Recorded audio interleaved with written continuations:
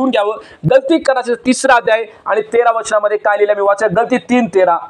आपणाबद्दल ख्रिस्त शाप झाला आणि त्याने आपणाला नियमशास्त्राच्या शापापासून खंडी भरून सोडवले। जो कोणी झाडावर टांगलेला आहे तो शापित आहे असा शास्त्रलेख आहे। वचन सांगतं ख्रिस्त आमच्यासाठी शापित झाला आणि जो कोण झाडावरती टांगलेला तो शापित आहे। आमच्या जीवनावरती कोणत्याही प्रकारचे शाप त्या ठिकाणी चालू शकत नाही जर आम्ही येशूच्या रक्ताखाली आहोत। परंतु आमच्या जीवनामध्ये बरेचसे शाप असतात, योग्य प्रकारे पश्चाताप न केल्यामुळे, योग्य प्रकारे प्रभूकडे मागणं न केल्यामुळे आमच्या जीवनामध्ये आशीर्वाद आमच्या जीवनामध्ये येत नाहीत आणि ते शाप सातत्याने आमच्या जीवनामध्ये आम्हाला त्रास देत राहतात। कौटुंबिक जीवनामध्ये, आरोग्यदानामध्ये आणि बऱ्याचशा गोष्टीमध्ये आम्हाला ते शापासाठी कारणीभूत ठरतो। 14 वचन त्या ठिकाणी लिहिलेलं आहे। 14 वचन आम्ही वाचूया, गलती 3:14 वचन। ह्यात उद्देश हा की अब्रामाला दिलेला आशीर्वाद ख्रिस्त येशूमध्ये परराष्ट्रीयांना मिळावा, म्हणजे आपणाला विश्वासाच्या द्वारे आत्मविश्वास विषयीचे अभिवचन मिळावे। अब्रामाला दिलेला आशीर्वाद म्हणजे प्रियानो, आम्ही शापाविषयी पाहत असताना आम्ही आशीर्वाद सुद्धा पाहणं किती महत्वाचं असेल। अब्रामाला दिलेला आशीर्वाद देवापानं 7 प्रकारे अब्रामाच्या जीवनामध्ये आशीर्वाद तो रिलीज केला। पहिला आशीर्वाद समजून घेणं सुद्धा महत्वाचं आहे। उत्पत्ती याचा 12वा अध्याय 1 ते 3 वचनामध्ये 12 प्रकारचे विशिष्ट आशीर्वाद देवानं अब्रामाच्या जीवनामध्ये दिले, रिलीज केले आणि अब्राम त्या रीतीने तो आशीर्वाद झाला। 7 वेगवेगळ्या प्रकारचे आशीर्वाद आम्ही त्या ठिकाणी पाहत आहोत। आम्ही पाहूया उत्पत्ती याचा 12वा अध्याय 1 ते 3 वचन। परमेश्वराने अब्रामास सांगितले, तो आपला देश, आपले नातेवाईक व आपल्या बापाचे घर सोडून मी दाखवीन त्या देशात जा। मी तुझपासून मोठे राष्ट्र निर्माण करीन, मी तुला आशीर्वाद देईन, तुझे नाव मोठे करीन, तू आशीर्वादित होशील। तुझे जे अभिष्ट चिंतितील त्यांचे मी अभिष्ट करीन, तुझे जे अनिष्ट चिंतितील त्यांचे मी अनिष्ट करीन, तुझ्याद्वारे पृथ्वीवरील सर्व कुळे आशीर्वादित होतील। आमच्या जीवनामध्ये जर आम्ही म्हणतोय गलती 3:14 प्रमाणे की अब्रामाला दिले आशीर्वाद, आमच्या जीवनामध्ये तो आशीर्वाद मिळावा आणि जर आम्ही म्हणतो की होय गलती 3:14 प्रमाणे आम्ही आशीर्वादित आहोत, परंतु 7 प्रकारे तो आशीर्वाद आमच्या जीवनामध्ये आहे काय मी तपासणं महत्वाचं आहे। गलती कराच उत्पत्ती याचा 12वा अध्याय 1 ते 3 वचनामध्ये 7 वेगवेगळ्या प्रकारचे आशीर्वाद त्या ठिकाणी अब्रामाच्या जीवनामध्ये दिले। पहिला जो आशीर्वाद त्या ठिकाणी लिहिला आहे की मी तुझपासून मोठे राष्ट्र निर्माण करीन। देवबाप म्हटलं अब्रामाला, माझ्या मुला मी आशीर्वाद करताय, तुझ्यापासून एक मोठे राष्ट्र मी निर्माण करीन। बऱ्याचशा गोष्टी मी बोलणार आहे, परंतु मी पुढे काही गोष्टी सांगणार आहे। दुसरा देवबाप त्या ठिकाणी म्हणतोय की मी तुझे कल्याण करीन। अब्रामाला देवबाप आशीर्वाद देत असताना देवबाप म्हणतोय बाबा मी तुला तुझं जीवन कल्याणधारक करीन। त्याच्यानंतर तिसरा आशीर्वाद देवबाप त्या ठिकाणी सांगत आहे, मी तुझे नाव मोठे करीन। आम्ही पाहतोय की अब्रामाचं नाव मोठं होतं। आजूबाजूच्या प्रत्येक त्या नगरांमध्ये, देशांमध्ये लोक, राजे लोक असतील, जेव्हा अब्रामाचं नाव घेतलं जायचं, लोक त्या ठिकाणी अब्रामाच्या नावाविषयी त्यांना अभिमान होता, एक प्रतिष्ठा त्यांना त्या ठिकाणी वाटत होती। अब्रामाला देवबाप म्हणला तिसऱ्या गोष्टीमध्ये, तिसरा आशीर्वाद की मी तुझे नाव मोठे करीन। आणि 4थं वचन सांगते तू कल्याण मूलक होशील। याचा अर्थ तुझ्याद्वारे इतर लोक कल्याण होतील। तुझ्याद्वारे तू ज्या लोकांच्या संपर्कात असतील किंवा लोक जे तुझ्या संपर्कात असतील ते असे प्रत्येक लोक तुझ्याद्वारे आशीर्वाद येईल असा अब्रामाला 4था आशीर्वाद त्या ठिकाणी दिला। 5वा आशीर्वाद त्या ठिकाणी म्हणते की जे तुझे त्या ठिकाणी अभिष्ट चिंततील त्यांचे अभिष्ट होईल, म्हणजे जे तुझे चांगले चिंततात त्यांचं सुद्धा चांगलं होईल। जे तुला आशीर्वाद देतील ते तू आशीर्वादित होतील। ते बापानं 5व्या प्रकारे अब्रामाला आशीर्वाद दिला। 6वा आशीर्वाद अब्रामाला दिला परमेश्वरानं की तो म्हटला जे तुझे अनिष्ट, याचा अर्थ जे तुझे वाईट चिंतितात त्या सर्वांचं मी वाईट करीन असं परमेश्वर म्हटलं। आणि आम्ही पाहिलेलं आहे जो लोक इतरांना शाप देतात ते स्वतः त्या ठिकाणी शापित होतील। देवाचं वचन स्पष्टपणे सांगत आहे। आणि 7व्या प्रकारचा जो आशीर्वाद अब्रामाच्या जीवनामध्ये त्या ठिकाणी होता की तो म्हणला मी तुझ्याद्वारे पृथ्वीवरील सर्व मानव जाती कल्याण पावतील। पृथ्वीवरील सर्व मानव जाती तुझ्याद्वारे कल्याण पावतील। आणि प्रियानो आज अब्रामाला त्या ठिकाणी विश्वासाचा बाप म्हणलेला आहे आणि आज त्याच्याद्वारे पृथ्वी आणि पृथ्वीचे बरेचसे कुळ जे प्रभू येशू ख्रिस्तावर विश्वास ठेवतात ते आशीर्वाद झालेले आहेत। 7 प्रकारचे आशीर्वाद अब्रामाच्या जीवनामध्ये परमेश्वर देवबापाने दिले।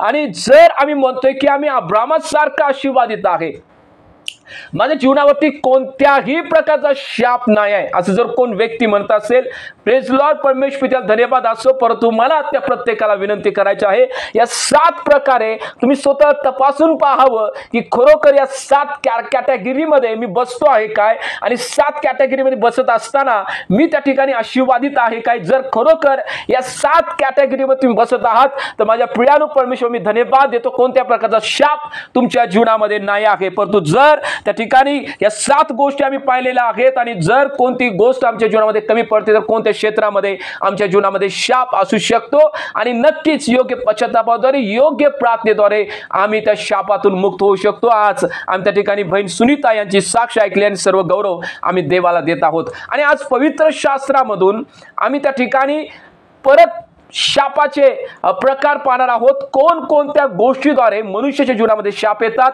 आम्ही पाहिलं गेल्या शुक्रवारी की मुखाच्या द्वारे, आम्ही जे मुख वापरतो, आम्ही बोलतो, त्याच्याद्वारे कोणकोणत्या प्रकारचे शाप आमच्या जीवनामध्ये येतात. आणि आज आम्ही पाहणार आहे कोणत्या अशा गोष्टी केल्यामुळं आमच्या जीवनामध्ये शाप त्या ठिकाणी येतात. पहिली गोष्ट सगळ्यात महत्वाची, अनुवाद याचा 27वा अध्याय आणि 14 आणि 15 वचनामध्ये देवाचं वचन काय सांगतं आम्ही पाहूया. अनुवादाचा 27वा अध्याय 14 आणि 15 वचन. तेव्हा लेव्यानी सर्व इस्रायल लोकांना पुढील प्रमाणे मोठ्याने म्हणावे, जो परमेश्वराला वीट आणणारी कोरीव अथवा ओतीव मूर्ती कारागिराकडून करून तिची गुप्तपणे स्थापना करतो तो शापित असो. तेव्हा सर्व लोकांनी आमीन म्हणावे. या ठिकाणी स्पष्टपणे वचन सांगतं माझ्या प्रियानु की देवबाप म्हटला की देवाला जर कोणत्या गोष्टीचं वीट असेल, देवबाप म्हणता की जो कोणी कोरीव अथवा ओथी मूर्ती करून घेईल आणि गुप्त रीतीने त्याची स्थापना करतो, त्याची उपासना करतो, त्याच्या पाया पडतो, त्याला सर्व गोष्टी करतो, देवाचं वचन सांगतं की तो माणूस देवाच्या दृष्टीने शापित ठरला असेल. वेगवेगळ्या प्रकारचे शाप त्याच्या जीवनामध्ये येतात. ही पहिली गोष्ट आम्ही समजून घेऊया की जर आम्ही आमचा देव याला सोडून आम्ही जर त्या ठिकाणी इतर बनवलेल्या हाताने बनवलेल्या मूर्तीची आम्ही पूजा करत आहोत, त्याच्या नमन करत आहोत, देवाचं वचन सांगतंय आमच्या जीवनावरती तो शाप येईल. पहिला त्या ठिकाणी शापाचं मुख्य उगमस्थान आम्ही पाहत आहोत आणि शाप आमच्या जीवनामध्ये त्या ठिकाणी येऊ शकतो, शाप येतो. आणि माझ्या प्रियानो, मला तुम्हाला सांगू द्या, काही लोक म्हणतील नाही साहेब आता आम्ही काय मूर्तीपूजा करणार लोक नाही आहे, आम्ही मूर्तीपूजा करत नाही, आम्ही बाप्तिस्मा घेतलेला आहे, आम्ही प्रभूवरती विश्वास ठेवतो आणि आमच्या जीवनावरती हा शाप येऊ शकत नाही. परंतु कलसे कराचेचा 3रा अध्याय आणि 5 आणि 6 वचनामध्ये जर आम्ही वाचत आहोत तर देवाचं वचन त्या ठिकाणी शापाविषयी कोणत्या गोष्टी शिकवतो किंवा मूर्तीपूजेविषयी कोणत्या गोष्टी शिकवतो. आम्ही त्या ठिकाणी हाताने बोललेल्या मूर्ती आम्ही त्याची उपासना करत नाही, पण दुर्दैवाची गोष्ट ख्रिस्ती समाजामध्ये विश्वास लोकांच्या जीवनामध्ये आज त्याने आपल्या हृदयामध्ये मूर्त्या बनवलेल्या आहेत आणि ते त्याची उपासना करत आहेत, त्याला नमन करत आहेत आणि न कळत आपल्या जीवनावरती तो शाप ते ओढून घेत आहेत. वचन काय सांगतं आम्ही पाहूया. कलसे कराचा 3रा अध्याय 5 आणि 6 वचनामध्ये देवाचं वचन काय सांगतं. तर पृथ्वीवरील तुमचे अवयव म्हणजे जार कर्म, अमंगळपणा, कामवासना, कुवासना व लोभ याला मूर्तीपूजा म्हणावे, हे जीवे मारा, ह्यामुळे देवाचा कोप होतो. स्पष्टपणे वचन सांगतं. काही लोक म्हणतील अहो नाही, शाप हा जुन्या करारामध्ये आहे, हो नवीन करारामध्ये फक्त कृपा आहे.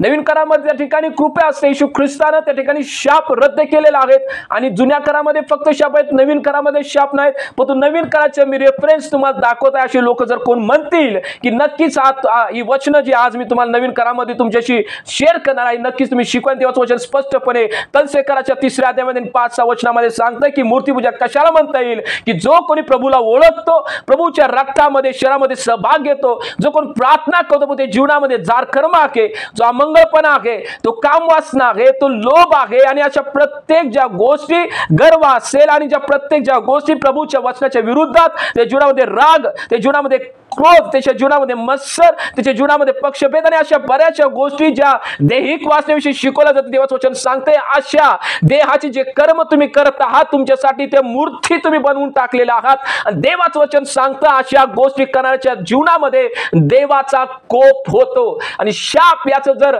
रूपांतर कशामध्ये होईल तर देवाच्या क्रोधामध्ये त्याचं रूपांतर होतं. देवाचं वचन स्पष्टपणे सांगतं नवीन करारामध्ये की माझ्या बाबांनो, जर तुमच्या जीवनामध्ये अशा प्रकारच्या गोष्टी आहेत तर तुम्ही तुमच्या अंतःकरणामध्ये त्या ठिकाणी मूर्त्या बनवलेल्या आहेत आणि तुमच्या जीवनामध्ये शाप येण्यासाठी किंवा देवाचा क्रोध तुमच्या जीवनामध्ये प्रकट होण्यासाठी ते कारणीभूत ठरतात.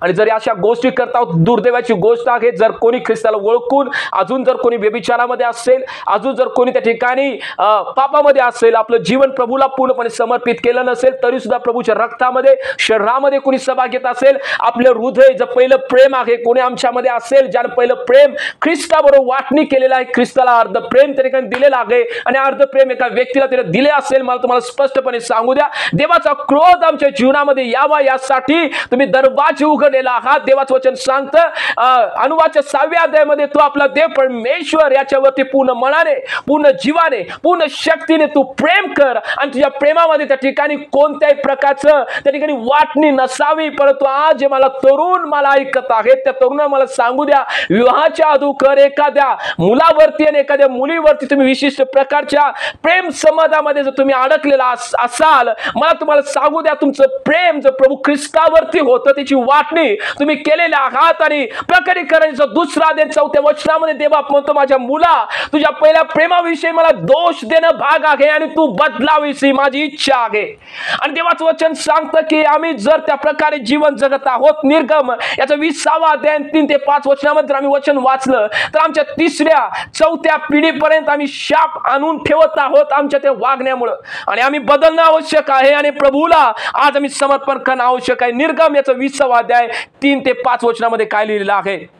माझ्या गिरीशूला वेगळे देव नसावे, आपल्यासाठी कोरीव मूर्ती करू नको, वर आकाशातील खाली पृथ्वीवरील व पृथ्वीखालच्या जलातील कशाची प्रतिमा करू नको, त्याच्या पाया पडू नको किंवा त्याची सेवा करू नको, कारण मी तुझा देव परमेश्वर ईर्ष्यावान देव आहे, जे माझा द्वेष करतात त्यांच्या मुलांना 3ऱ्या 4थ्या पिढीपर्यंत वडिलांच्या अन्यायाबद्दल शासन करतो. माझ्या प्रियानो, आज मला तुमच्याशी बोलत असताना मला एक विचार होता की तुमच्या लेकरांसाठी तुम्ही आज काय साठवत आहात, तुमच्या मुलांसाठी तुम्ही काय साठवत आहात.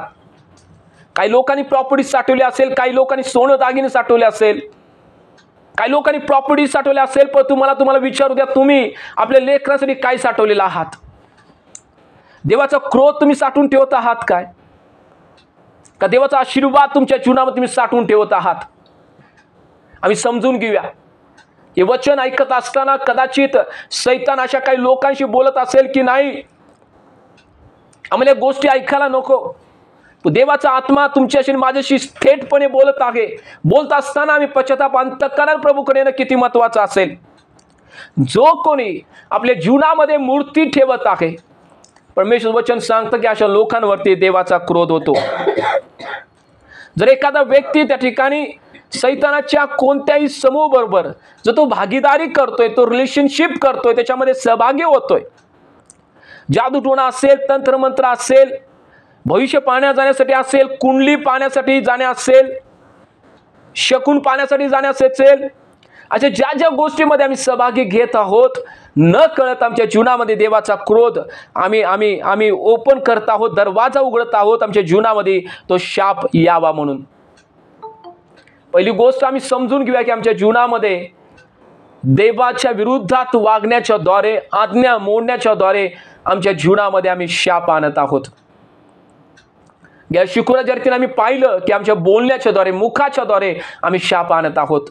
पण तो आज मला तुम्हाला विचारू द्या की काय माझं हृदय परमेश्वराचं मंदिर आहे, देवाचं मंदिर आहे का त्या ठिकाणी दुसरी कोणती व्यक्ती, दुसरी कोणती मूर्ती जी लोभाची असेल, जी त्या ठिकाणी गर्वाची असेल, ती त्या ठिकाणी क्रोधाची असेल, ती व्यभिचाराची असेल, अशी मूर्ती माझ्या जीवनामध्ये मी बसवल्या काय? आणि जर बसवलेल्या आहे तर माझ्यासाठी आणि माझ्या येणार 3ऱ्या 4थ्या पिढीसाठी मी शाप त्या ठिकाणी राखून ठेवलेला आहे. दुसरं शापाचं उगम जर आम्ही पाहतो, जर तुमची लेकरं तुमची जवळ असतील तर नक्कीच तुमच्या लेकरांना देवाचं वचन हा मुद्दा ऐकण्यासाठी तुम्ही नक्कीच जवळ बोलवावं.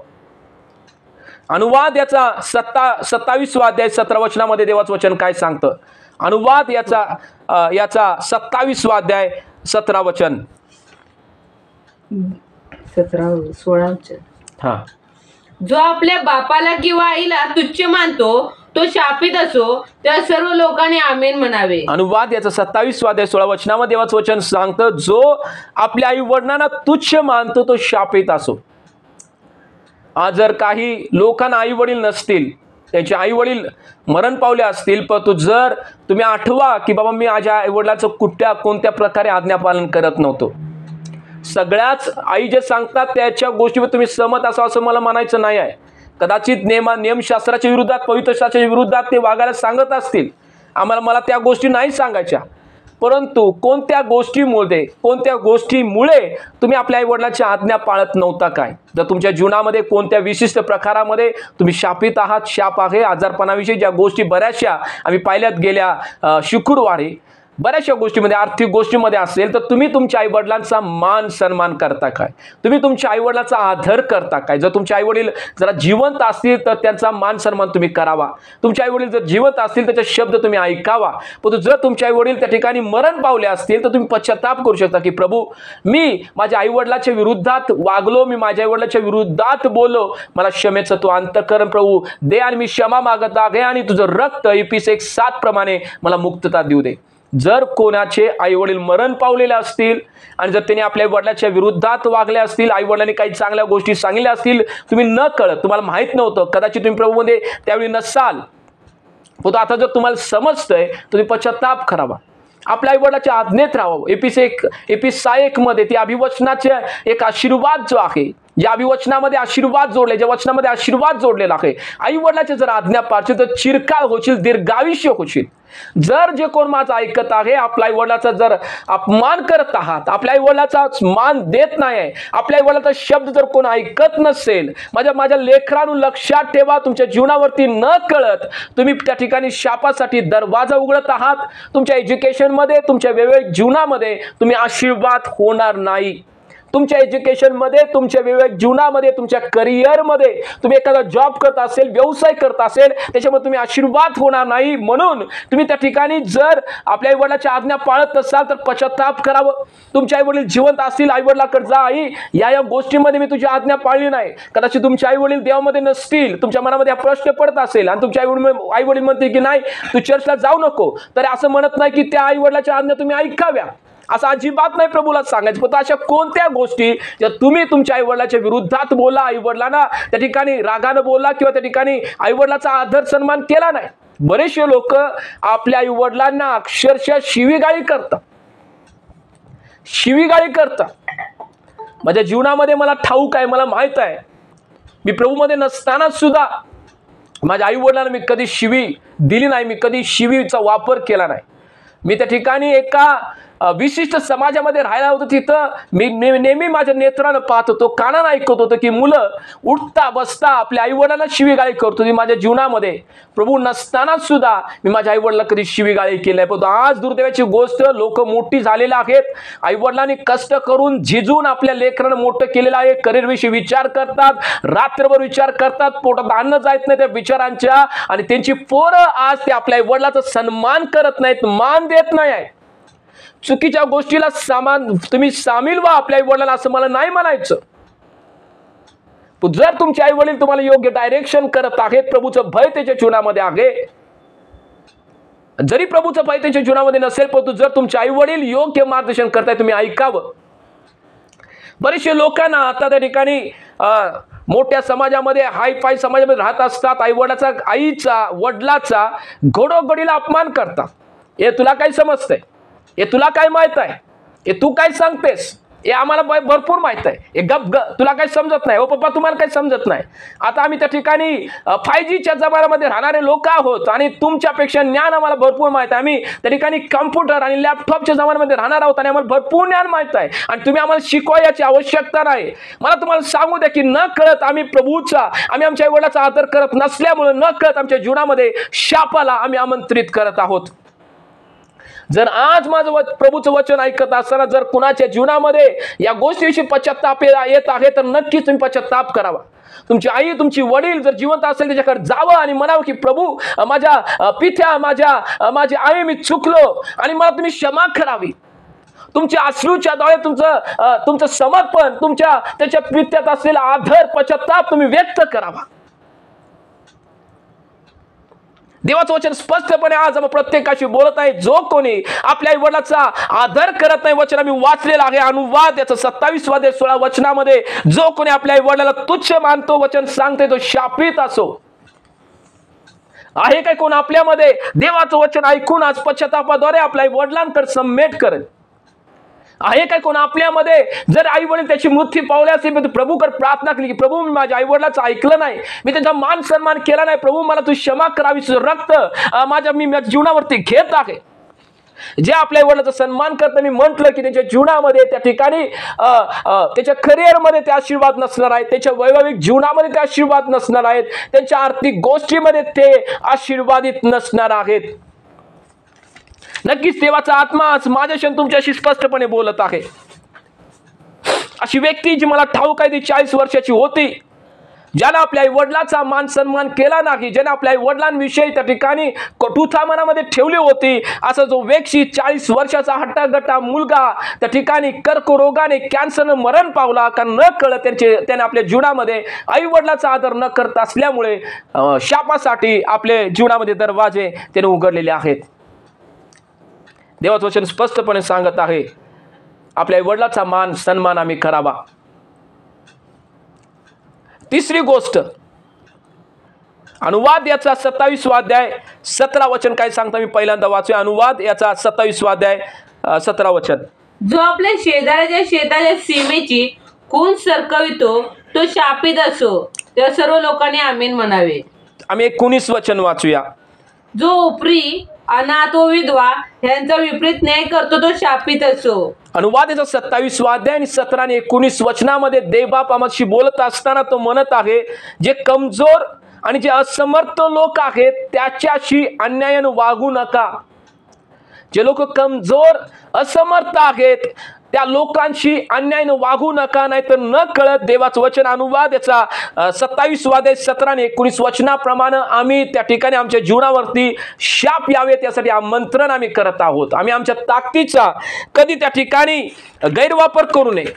आम्ही आमच्या ज्ञानाचा कधी गैरवापर करू नये. आम्ही आमच्या पदाचा कधी गैरवापर करून जे दुर्बळ आहेत, जे कमजोर आहेत, जे त्या ठिकाणी अशक्त आहेत, जे अडाणी आहेत त्यांच्यावरती अत्याचार आम्ही करू नये. देवाचं वचन स्पष्टपणे आज आमच्याशी बोलत आहे. आणि जर आम्ही अशा लोकांचा त्या ठिकाणी अत्याचार करत आहोत, आमच्या बळाचा, आमच्या ज्ञानाचा, आमच्या पदाचा गैरवापर करत आहोत, मला तुम्हाला सांगू द्या देवाचं वचन सांगतं की न कळत आमच्या जीवनामध्ये आम्ही शापाला आमंत्रित करत आहोत. जरी ज्या ठिकाणी तुम्ही एज्युकेशन घेत असाल, तुम्ही ज्या ठिकाणी कामाच्या ठिकाणी असाल, तुम्ही एखाद्या विशिष्ट पदावरती असाल, एखाद्या कंपनीमध्ये असाल, तुमच्या हाताखाली वर्कर्स असतील, आणि जर तुम्ही आपल्या पदाचा गैरवापर करत आहात, तुम्ही आपल्या शेजार पाजारमध्ये असताना आपल्या ताकदीचा गैरवापर करत आहात, एखादा कमजोर व्यक्ती, एखादी कमजोर बहीण, एखाद्या कमजोर तरुण, एखादी तरुणीवरती अत्याचार जर तुम्ही करत आहात, मला तुम्हाला सांगू द्या वचन अनुवाद 27 आणि 17 आणि 19 वचन सांगतं, न कळत आमच्या जीवनावरती आम्ही शापाला आमंत्रित करत आहोत. न कळत आमच्या जीवनावरती आम्ही शापाला आमंत्रित करत आहोत. आणि जर अशा प्रकारे आम्ही आमच्या जीवनामध्ये शापाला आमंत्रित करत आहोत तर विशिष्ट प्रकारचा आजार आमच्या जीवनामध्ये तो गाठेल. आम्ही त्या ठिकाणी विशिष्ट प्रकारच्या आजाराने ग्रस्त होऊ, आणि नक्कीच ज्या ज्ञानाची, ज्या ताकदीची, ज्या पदाची आम्ही प्रौढी मिळवत आहोत तो आमच्याकडे राहणार नाही. पुन्हा एकदा सांगू द्या, जर ज्या नाण्याचा, ज्या बळाचा, ज्या पदाचा गैरवापर करून आम्ही अनाथ आणि त्या ठिकाणी कमजोर लोकांवरती अत्याचार जर करत आहोत, त्याच गोष्टी आमच्याकडे राहणार नाहीत. अशा प्रकारचा शाप आमच्या जीवनामध्ये यावा यासाठी आम्ही दरवाजे उघडत आहोत, यासाठी दरवाजांना आम्ही ओपन करत आहोत. रूममध्ये यायच्या अगोदर जर कोणी आपल्या ज्ञानाचा, आपल्या बळाचा, आपल्या पदाचा जर गैरवापर केलेला असेल, पश्चाताप करणं प्रभूला आवडेल. आणि ज्या गोष्टी तुमच्या हरवलेल्या आहेत, ज्या गोष्टी तुमच्यापासून काढून घेतलेल्या आहेत, माझा विश्वास आहे की पुन्हा एकदा परमेश्वर उत्तम आरोग्यदान तुम्हाला देईल, पुन्हा एकदा परमेश्वर उत्तम ज्ञान तुम्हाला देईल, पुन्हा एकदा परमेश्वर एक विशिष्ट पदावरती तुम्हाला तो ठेवेल, तुमचं त्या ठिकाणी आयुष्यमान तो उंच करेल. पश्चातापाद्वारे प्रभूच्या समोर आम्ही येऊया. पश्चातापाद्वारे प्रभूच्या आम्ही समोर की देवा, मी कोणत्याही माझ्या हाताखाली असलेल्या एखाद्या कमजोर व्यक्तीच्यावरती मी कधी अन्याय करू नये. कधीही आम्हाला कोणी असा कमजोर व्यक्ती भेटेल आम्ही त्याच्यावरती अत्याचार करू नये, आमच्या ताकदीचा बळाचा कमी आम्ही वापर करू नये. नाही तर अनुवाद याचा 27 अध्याय 17 आणि 19 वचनाप्रमाणे आमच्या जीवनामध्ये शापाला आम्ही आमंत्रित करत आहोत. चौथी गोष्ट देवाचं वचन काय सांगतं, अनुवाद याचा 27 अध्याय 21 वचनामध्ये, जो कोणत्याही पशुची गमन करतो तो शापित असो. त्या सर्व लोकांनी आमेन म्हणावे. देवाचं वचन सांगतं की जो कोणी एखाद्या पशु बरोबर अनैतिक अनैसर्गिक लैंगिकता आपल्या जीवनामध्ये शाप घेऊन येते. चौथा मुद्दा आम्ही पाहत आहोत, अनैतिक अनैसर्गिक लैंगिकता आमच्या जीवनामध्ये शापाला आम्ही आमंत्रित करत आहोत. कुठल्याही प्रकारची अनैसर्गिक लैंगिकता शाप आमच्या जीवनामध्ये घेऊन येते. पुरुष पुरुषाबरोबर केलेला संबंध असेल, स्त्री स्त्रीबरोबर केलेला संबंध असेल, पशुबरोबर केलेला संबंध असेल, लहान मुलांबरोबर लहान लेकरांबरोबर एखाद्या व्यक्तीने केलेला त्या ठिकाणी संबंध असेल. आणि देवाचा आत्मा आज या वेळेला काही लोकांशी तो बोलत आहे, ज्याने आपल्या त्या तरुण वयामध्ये एखाद्या लहान लेकरांबरोबर त्या ठिकाणी विशिष्ट प्रकारच्या त्या ठिकाणी लैंगिकता करून आपलं जीवन त्यानं भ्रष्ट केलेलं आहे. नक्कीच आपल्या जीवनामध्ये शापाला ते आमंत्रित करत आहेत. आपली पत्नी असताना, आपला पती असताना इतर स्त्री बरोबर इतर पुरुषाबरोबर जो कोणी लैंगिक संबंध बनवतो तो आपल्या जीवनामध्ये शापाला आमंत्रित करत आहे. जो कोणी आपली पत्नी असताना, आपला पती असताना इतर स्त्रीशी इतर पुरुषाशी त्या ठिकाणी लैंगिक संबंध जो करत आहे तो आपल्या जीवनामध्ये शापाला आमंत्रित करत आहे. वडिलांच्या या लैंगिक पातकामुळे अनेक लेकरांना संघर्षाला तोंड द्यावं लागतं. कोणत्या पापामध्ये आम्ही आहोत? काही तरुण जर मला ऐकत असतील, या विशिष्ट पापापासून आपलं जीवन राखणं किती महत्वाचं असेल. आम्ही आमच्या जीवनामध्ये प्रभूमध्ये यायच्या अगोदर जर कोणी त्या ठिकाणी पशुबरोबर किंवा पुरुषांबरोबर स्त्रीबरोबर किंवा विशिष्ट प्रकारचा लैंगिक संबंध आम्ही केलेला असेल लहान लेकराबरोबर, तर पश्चाताप करणं किती महत्त्वाचं आहे. पश्चातापाद्वारे जर आम्ही प्रभूकडे येतोय तर प्रभू माझ्या जीवनामध्ये मला तू क्षमा करावीस. अशा प्रकारच्या पापामध्ये असलेल्या लोकांच्या जीवनामध्ये कूच वाहत नाही आहे, त्यांची लेकरं त्यांना होत नाही आहेत, याची कूच बंद होईल. आणि बऱ्याचशा लैंगिक समस्याला स्त्री जर असेल, स्त्रीच्या जे आजारपण आहे त्याच्या बऱ्याचशा आजारपणाला ती सामोरे जाऊ शकते. त्याच्या जीवनामध्ये तो शाप त्या ठिकाणी येऊ शकतो. म्हणून अनैतिक अनैसर्गिक लैंगिकता याच्यापासून येलेल्या शापासाठी प्रभूकडे पश्चाताप करणं योग्य ठरेल. म्हणजे आमच्या जीवनामध्ये तो आशीर्वाद प्रभू नक्कीच त्या ठिकाणी देईल. पाचवी गोष्ट आम्ही पाहणार आहोत की जे लोक देवाचं प्रतिनिधित्व करतात, जे लोक देवाचं प्रतिनिधित्व करतात, तो सेवक असेल सेविका असेल, त्याने दिलेला शाप आमच्या जीवनामध्ये कारणीभूत ठरू शकतो. यहोशुवा याचा 6 अध्याय 26 वचनामध्ये काय सांगतो? यहोशुवा 6 अध्याय 26 वचन, त्या समयी यहोशुवाने असा शाप दिला की जो कोणी यरीहो नगर उभारण्यास प्रवृत्त होईल त्याला परमेश्वराचा शाप लागेल. त्याचा पाया घालताच त्याचा ज्येष्ठ पुत्र मरेल आणि त्याच्या वेशी उभारताच त्याचा कनिष्ठ पुत्र मरेल. यहोशुवा देवाचे महान सेवक, ज्याने तो शाप दिला यरीहोच्या नगराला, माझ्या प्रियानो, तो शाप 500 वर्षानंतर तो खरा ठरला. 500 वर्षाचा गॅप होता. 500 वर्षानंतर एक व्यक्ती त्या ठिकाणी, एक राजा त्या ठिकाणी तो नगर बांधायला गेला आणि त्याच्या जीवनामध्ये काय झालं वचनातून आपण पाहूया. पहिले राजाच्या 16 अध्याय 34 वचनामध्ये काय लिहिलेलं आहे? त्याच्या कारकिर्दीत बेथेलकर हियेल यांनी यरीहो नगर पुन्हा वसवले. त्याने त्याचा पाया घातला तो त्याचा ज्येष्ठ पुत्र अभिराम मरण पावला आणि त्याने त्याच्या वेशी उभारल्या तेव्हा त्याचा कनिष्ठ पुत्र सगूब मरण पावला. परमेश्वराने नूनाचा पुत्र यहोशुवा याच्याद्वारे सांगितले होते त्याप्रमाणे हे झाले. बऱ्याचशा कळत न कळत या गोष्टी आज बरेचसे विश्वासणारे लोक, लिडरशिपमध्ये असलेले लोक, इवन सेवक सुद्धा करत असतात. परंतु आम्ही मी ज्या गेल्या शुक्रवारी आम्ही पाहिलं होतं की आमचं मुख आम्ही सांभाळणं किती महत्त्वाचं असेल. आणि जर आम्ही देवाचे सेवक जे प्रामाणिकपणे सेवा करत असताना जर त्यांच्या विरुद्धात आम्ही बोलत आहोत, आम्ही त्या ठिकाणी चुकीच्या गोष्टी पसरत आहोत, देवाचं वचन शिकवत असताना चुकीचा अर्थ लावणे, ज्या मंडळीमध्ये आहोत त्या गोष्टी आम्ही करत असताना कोणत्याही प्रकारे लावालावी करण्याच्या गोष्टी असतील, अशा गोष्टी आमच्या जीवनामध्ये शापाला कारणीभूत ठरू शकतात. माझ्या प्रियानो, पवित्र शास्त्र नवीन करारामधून मी तुम्हाला रेफरन्स या ठिकाणी देऊ इच्छितो. रोमकराच्या 13 वचनामध्ये काय सांगता मी वाचूया. म्हणून जो अधिकाराला आड येतो तो देवाच्या व्यवस्थेस आड येतो आणि आड येणारे आपणावर दंड ओढवून घेतील. वचन सांगते माझ्या प्रियानो की जो कोण अधिकाराच्या आड येतो, ज्या मंडळीमध्ये तुम्ही आहात, कोणत्या मंडळीमध्ये तुम्ही जात असाल, जे अधिकारी प्रभूने तुमच्या वरती ठेवलेला आहे, देवाचं वचन सांगतं जो कोणी अधिकाराच्या आड येतो तो देवाच्या व्यवस्थेच्या आड येतो. देवाने तो अधिकारी आमच्यासाठी नेमलेला आहे. आम्ही त्याच्या अधिकाराच्या कधी आड येऊ नये. जो तो आम्हाला योग्य रीतीनं मार्गदर्शन करत आहे, योग्य रीतीनं आम्हाला शिकवत आहे, कोणत्याही चुकीच्या त्या गोष्टीला आमच्या जीवनामध्ये आम्ही आमंत्रण करू नये, जेणेकरून शापाला आम्ही कारणीभूत होईल.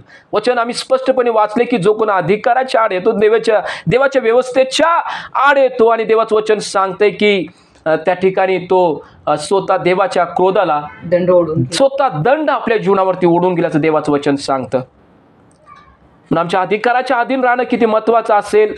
जर कोणी आपल्या अधिकाराच्या विरुद्धात बोललं असेल, अधिकाराच्या विरुद्धात बोलत असेल, तर आम्ही पश्चाताप प्रभूकडे करूया.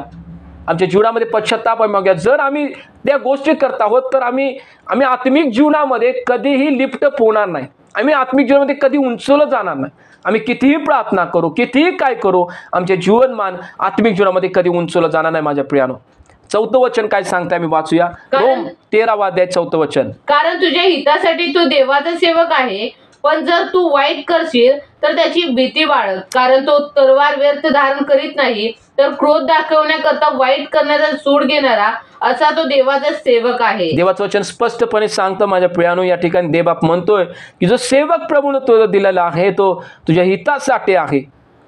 तुला चांगलं डायरेक्शन करायला, तू चुकत असताना तुला छडी मारायला, तुला बोध करण्यासाठी, तू पडलेला असताना तुला हात देण्यासाठी, तू दुःखामध्ये असताना तुझ्यासाठी प्रभूकडे विनंती करण्यासाठी, प्रभूकडे रडण्यासाठी तो सेविका प्रभूने तुला दिलेला असताना देवाचं वचन सांगते की जर आम्ही त्याच्या विरुद्धात बोललो, आणि एखादा मला एक भाऊ ठाऊक आहे, देवाचा एक चांगला सेवक त्या ठिकाणी तो होता.